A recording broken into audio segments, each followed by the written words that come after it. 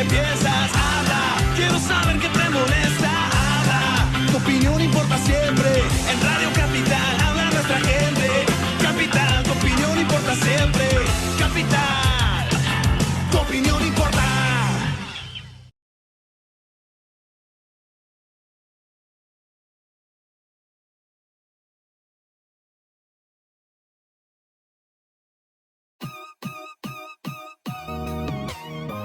Muy buenos días, tardes, noches. Les habla su presentador favorito de su radio favorita, Joaquín Fernández.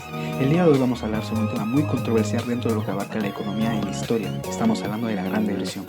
La Gran Depresión, también conocida como la crisis del 29 o el crack, fue una gran crisis financiera mundial que se prolongó durante la década de 1930. Su duración depende de los países que se analicen, pues esto puede variar, pero la mayoría comenzó alrededor de 1929 y se extendió a finales de la década de los años 30 y principios de los 40. Fue la depresión más larga en el tiempo, de mayor profundidad y la que afectó a mayor número de países del siglo XX. Y te estarás preguntando, ¿dónde se originó? Se originó en los Estados Unidos, a partir de la caída de la Bolsa de Valores de Nueva York el martes 29 de octubre de 1929 y rápidamente se extendió a casi todos los países del mundo. La Gran Depresión tuvo efectos devastadores en casi todos los países, tanto ricos como pobres, donde la inseguridad y la miseria se transmitieron como epidemia. ¿Por qué habrá pasado esto?, te preguntarás. Yo tengo una posible respuesta. Vemos al final del programa si puede cambiar. La Gran Depresión se originó debido a la sobreproducción. Por ello, para entender un poco más sobre el tema, tenemos como invitado al señor Mateo Medina, un colaborador nuestro. Hola Mateo, ¿cómo te encuentras? Mucho gusto, señor Joaquín. Me encuentro muy bien. Muchas gracias por la invitación. ¿Qué más nos puedes decir sobre este tema? Claro, déjame ilustrarte. En 1925, la economía mundial se hallaba bastante equilibrada. La producción había vuelto al nivel de antes de la Primera Guerra Mundial. La cotización de las materias primas parecía estabilizada y los países que atravesaban un periodo de alta coyuntura eran numerosos. Sin embargo, no era un retorno a la Belle Époque. ¿Qué es la Belle Époque? Es una expresión en francés para designar el periodo de la historia de Europa comprendido entre el final de la Guerra Franco-Prusiana en 1871 y el estallido de la Primera Guerra Mundial en 1914. Aunque la expresión también engloba a distintos países del mundo vinculados con Occidente, una serie de equilibrios regionales quedaban alterados. La producción y el bienestar progresan de una manera espectacular en unas partes, como Estados Unidos y Japón, mientras que en otras, en particular en el Reino Unido, perdida la prosperidad anterior a la guerra, la población vivía abrumada por el desempleo y las crisis endémicas. Al mismo tiempo, los estadounidenses complicaban de singular manera la posición de los europeos. La deuda internacional. ¿Qué es una deuda internacional? Es la suma de deudas que tiene un país con entidades extranjeras. No podía pagarse sino con oro o mercancías.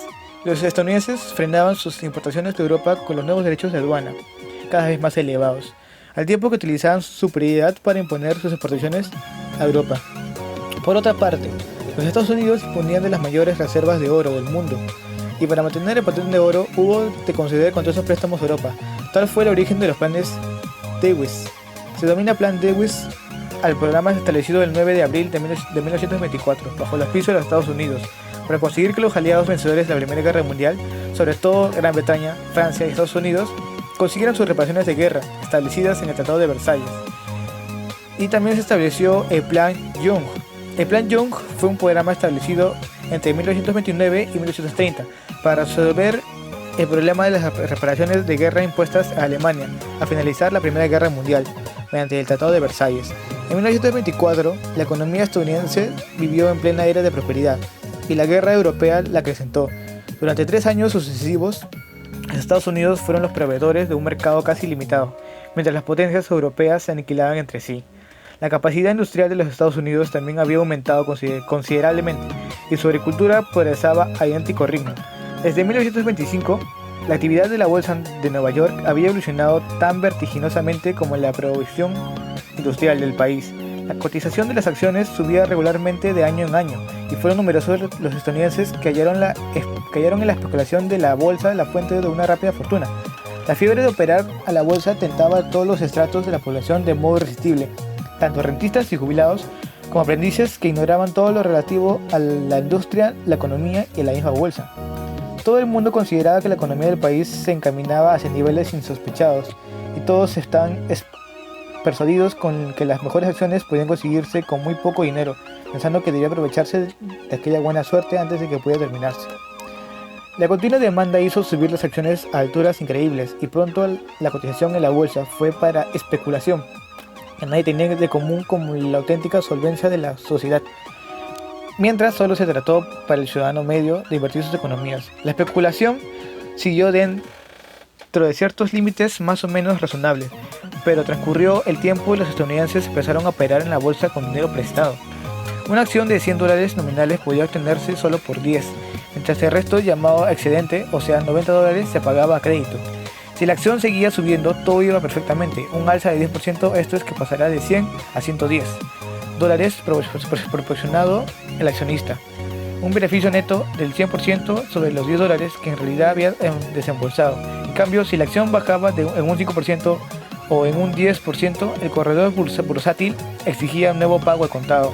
Y si el cliente no podía hacer frente al mismo, se veía obligado a vender con pérdidas, con el fin de cubrirse él y cubrir a otros posibles acreedores. Entre los pequeños especuladores de decenas de millares de ciudadanos, eran muy pocos los que poseían reservas de liquidez apreciables. ¿Qué pasó? Bueno, creo que tenemos fallos técnicos. Parece que se cortó la llamada, pero no es un problema. Bueno, como siguiente invitado tenemos al colaborador Gabriel Gendrao. Hola Gabriel, ¿cómo estás? ¿Nos puedes explicar un poco más sobre este tema? Más específicamente el desarrollo de la crisis. Hola Joaquín, gracias por darme el espacio para poder seguir hablando de este tema. Y gracias también, estoy muy bien este día. Bueno, siguiendo con el tema, vamos a hablar sobre el desarrollo de la crisis, el cual se pudo dividir en el crack bursátil y la quiebra del sistema bancario. La crisis se originó en los Estados Unidos, a partir de la caída de la bolsa de Wall Street en 1929, conocidos como martes negros, aunque 5 días antes, el 24 de octubre, ya se había producido el jueves negro, y rápidamente se extendió todo este tema por alrededor del mundo, o los países del mundo. La coyuntura del alza, denominada allí Big Bull Market, descansaba así sobre una base sumamente frágil. Todo el sistema se derrumbó en octubre de 1929 y en pocos días, en cuestión de horas incluso, las cotizaciones perdieron todo cuanto habían ganado durante meses, o mejor dicho, durante años. Todas sus ganancias se habían ido, ¿no? Se habían bajado. Los pequeños especuladores quedaron arruinados y tuvieron que venderlos con enormes pérdidas, y al cundir el pánico, las grandes capitalistas se encontraron también con dificultades.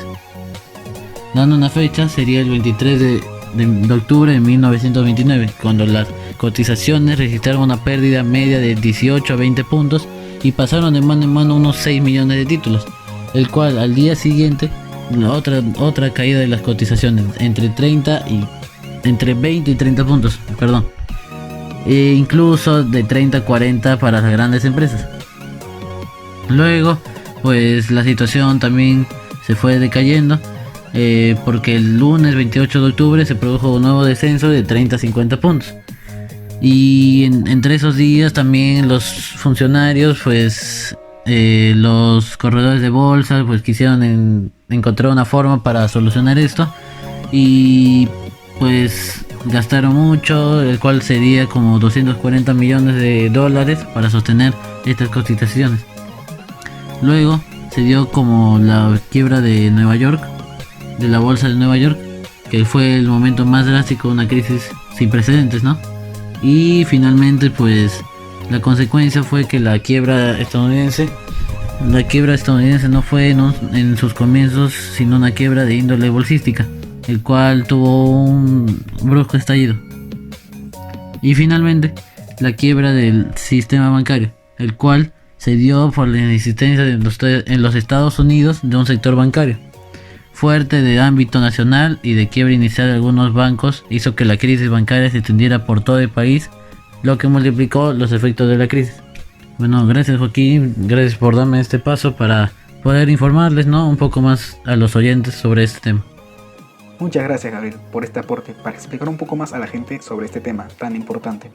Como siguiente invitado, y muy especial por cierto, tenemos al señor Patricio Bacigalupo, un historiador muy conocido que ha descubierto los mayores misterios de la vida, también sobre el ser humano y sobre sus pasados. Sí, pues no sé si te acuerdas de haber leído o haber escuchado de la crisis de Sí, 1929, he escuchado. que esta afectó horrible a los Estados Unidos, a su economía, se bajó las bolsas, bajaron especialmente en Nueva York. Pero poco a poco felizmente fue pasando esto. Pero no es que haya pasado el problema, sino que fueron pasando a otros países, a los europeos, ¿no? Lamentablemente a países como Alemania, Portugal, Francia, España, ¿no? Los cuales aún estaban recuperándose de los daños de la Primera Guerra Mundial, del año 1918. Pues esta crisis horrible en Europa estaba pasando graves problemas económicos. Sus monedas estaban cayendo, estaban devaluadas, y Estados Unidos perdió a muchos de sus mayores compradores, ¿no? Aún así Europa dependía mucho de los Estados Unidos y por eso fue arrastrada de la crisis. Bueno, muchas gracias Patricio por informarnos un poco más sobre este tema. Y para terminar, tenemos al profesor de la Universidad de becado en Harvard, por cierto, el señor Adrián Ábalos Venturo. Hola Adrián, ¿nos podrías hablar un poco más sobre el tema? Buenas tardes, Joaquín. Gracias por la invitación. Bueno, siguiendo con lo que dijo mi colega Patricio sobre la Gran Depresión que afectó a gran parte del mundo, continuaré hablándoles sobre la difusión de la crisis del 29. La depresión estadounidense de la actividad económica fue acompañada por una reducción adicional del préstamo hacia el extranjero y una fuerte contracción de la demanda de importaciones. Esto produjo una gran reducción del flujo de dólares hacia Europa y el resto del mundo. Dada la importancia de Estados Unidos en la economía mundial, el impacto de su crisis sobre el resto del mundo fue fuerte. Por eso se dice que Estados Unidos exportó su crisis. Prácticamente todos los países padecieron declives tanto en la producción industrial como en el PIB, y la Unión Soviética fue la principal excepción, al estar aislada del capitalismo moderno. A principios de 1931, si bien persistía la deflación y la desocupación era alta, los países más afectados eran los exportadores de materias primas, y varios de ellos debieron abandonar el patrón oro. Sin embargo, con la quiebra de Credit Anstal, el principal banco de Austria, se produjo una fuga de capitales en Alemania, Gran Bretaña y los Estados Unidos, quien decidió terminar el patrón oro. Hasta finales de 1932, casi todos los países del mundo lo habían hecho. Alemania logró una moratoria en el pago de las reparaciones de la deuda, pero igual decidió aumentar las tasas de interés. Esto provocó una profundización en la caída de la actividad económica y un incremento de la desocupación. La devaluación del marco fue descartada por temor a inflación. La alta desocupación creó un clima de conflictividad social y política que allanó el camino a la llegada de Hitler al poder. Gran Bretaña, por su parte, abandonó el sistema monetario tradicional, dejando a flotar la libra. Esto produjo su depreciación. Esto fue la demostración del liderazgo británico y permitió que la economía británica se recuperara, de forma razonable, librada de las condiciones impuestas por la moneda sobrevaluada y altas tasas de intereses. En poco tiempo se produjo la desorganización y la destrucción parcial de la maquinaria que movía la economía internacional. Los países buscaron una salida individual a la crisis al desaparecer la cooperación financiera. Esto produjo un deterioro en los términos de intercambio y significó el ascenso de los precios de las materias primas respecto a los productos manufacturados. En un contexto de escasez de crédito, el resultado para los países periféricos fue la pérdida de reservas y la depreciación del tipo de cambio. Los países periféricos adoptaron dos tipos de políticas, las pasivas y las activas. La pasividad fue el mantenimiento de la ortodoxia monetaria y cambiaría con respecto a los países centrales, y fue realizado por los países pequeños con alta dependencia del mercado, como Haití, Honduras y Panamá. Las políticas activas fueron modificar el tipo de cambio, controlar las importaciones, intervencionismo estatal e industrialización, por sustitución de importación. Estos fueron el caso de Argentina, Brasil y Uruguay. Gracias por escucharme. Espero haber contribuido a disipar algunas dudas con respecto a la Gran Depresión. Muchas gracias. Muchísimas gracias Adrián, fuiste de gran ayuda. Bueno, y para cerrar todo este bloque informativo que hemos presentado sobre la Gran Depresión, he llegado a las conclusiones. Y rotundamente no puedo cambiar la forma de pensar, pues la Gran Depresión ha sido muy importante a nivel histórico, ya que fue una crisis que afectó a gran parte del mundo y a cambio económico que produjo en todos los países fue una suma importancia en el concepto de Gran Depresión. el nombre de la época de la peor economía, la cual se desató por el quiebre de la bolsa de valores a Nueva York, pues que muchas personas quedaron desempleadas o en quiebra, lo que provocó que miles de bancos quedaran en quiebra. La Gran Depresión nos ha afectado más que a cualquier acontecimiento económico. A partir de la Gran Depresión se cambiaron la teoría económica, el papel del gobierno en el mercado, las metas de los bancos centrales. Y todo esto, ¿hemos aprendido lo suficiente para evitar otra? Muchas gracias por escucharnos. Síguenos aquí en tu radio favorita, Capital.